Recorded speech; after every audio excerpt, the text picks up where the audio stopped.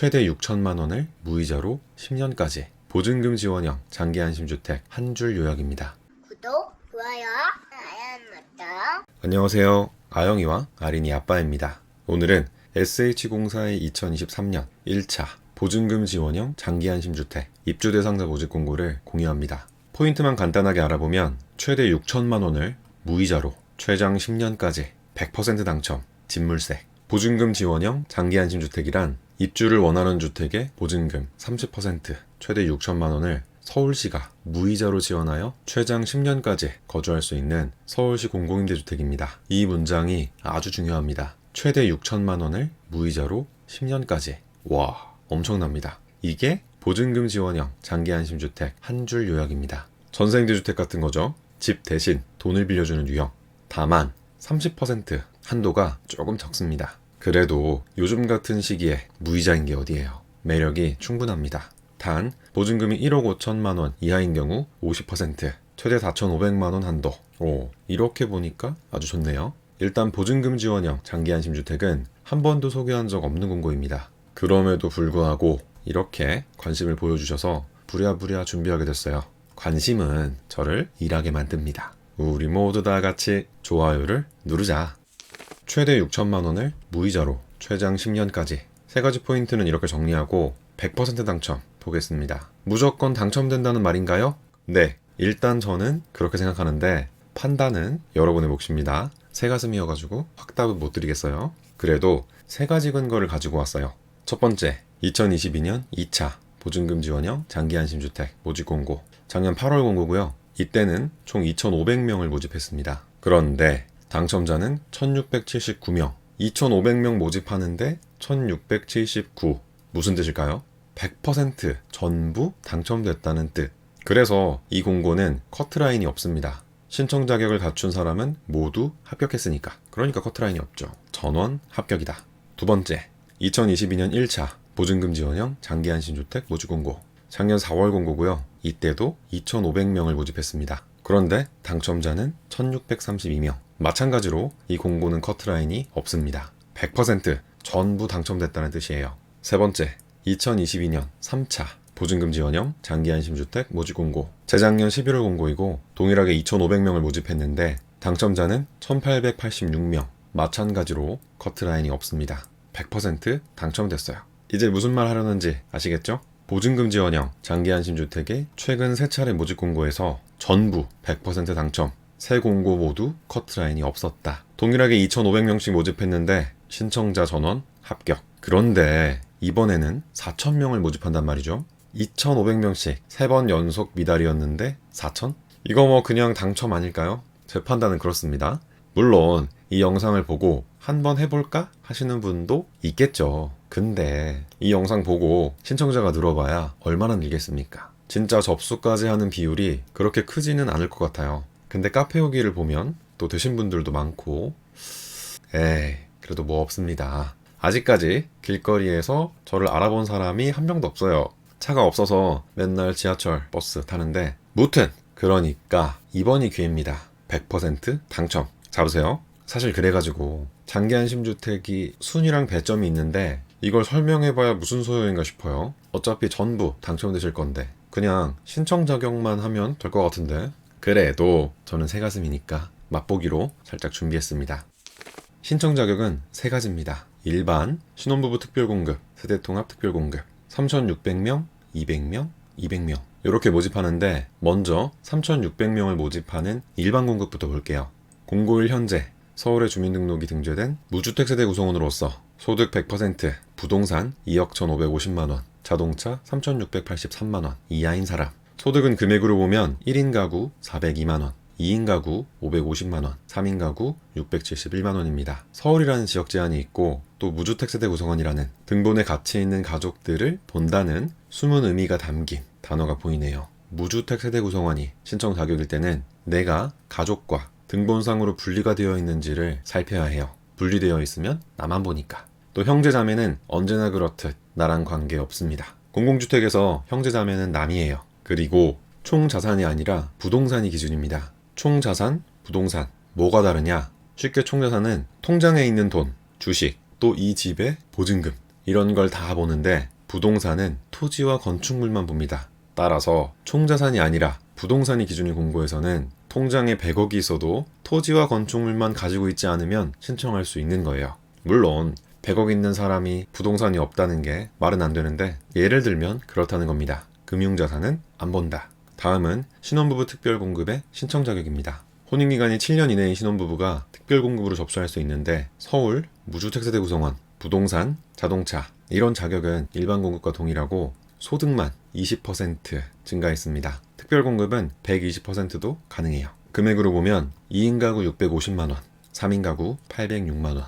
또 신혼부부는 자녀의 의무에 따라 1순위, 2순위가 나누어지는데 어차피 100% 당첨일 테니까 순위가 크게 의미를 가지지는 않을 것 같아요. 마지막으로 세대통합 특별공급입니다. 만 65세 이상 직계존속을 3년 이상 부양하고 있으면 접수할 수 있는데 서울, 무주택세대 구성원, 소득, 부동산, 자동차 이런 자격과 자녀 유무에 따라 1, 2순위가 나누어지는 것까지 신혼부부 특별공급과 조건이 비슷합니다. 역시나 순위가 큰 의미를 가지지는 않을 것이다. 100% 당첨 기대해봅니다. 당첨자 결정 방법은 배점이고요. 배점은 5개 항목 15점 만점입니다. 나이, 부양가족수, 서울 연속 거주기간, 미성년 자녀수, 사회 취약계층 밑에 보면 뭐 이런 게 더 있는데 자세한 설명은 생략합니다. 중요한 건 이거예요. 특별공급과 일반공급, 중복 신청은 불가능하며 특별공급 탈락자는 일반공급으로 전환되지 않습니다. 보통 우선공급은 일반으로 전환시켜주는데 얘는 안 된대요. 무튼 순위며 배점이며 이런 조건들 크게 의미가 없습니다. 어차피 100% 당첨일 거니까. 그러니까 우리가 중요하게 봐야 하는 건 집물세 이 친구예요. 집을 찾아야 한다 이런 의미입니다. 보통은 당첨자 발표할 때 동호수가 정해지는데 장기한심주택은 동호수 없습니다. 집은 우리가 찾아야 하니까.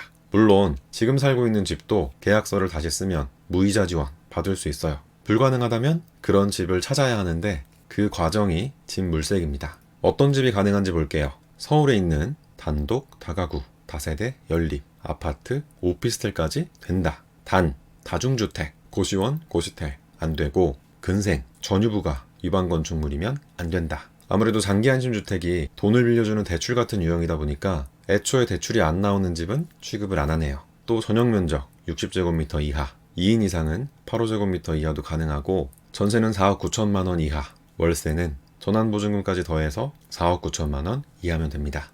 지원 금액은 30% 한도로 최대 6천만 원, 보증금 등이 1억 5천만 원 이하는 50%로 최대 4,500만 원까지 지원해준다. 전세전환보증금은 이렇게 계산합니다.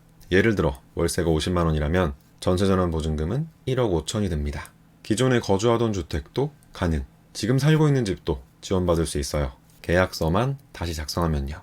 재계약할 때 집주인이 보증금을 올려달래. 그때 이용하면 아주 좋습니다. 이건 무이자니까 아주 꿀이죠.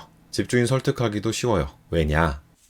특이사항입니다. 임대인 중개수수료 지원. 아무래도 SH 되는 집을 찾기 어려울 수 있으니까 나 말고 임대인에게 주는 혜택입니다. 임대인의 중개수수료를 지원한다. 오, 좋아요. 근데 전세임대주택은 내 것도 해주는데 이왕 하는 김에 장기한심도 내 것도 해주면 좋지 않을까 하는 바람이 있습니다.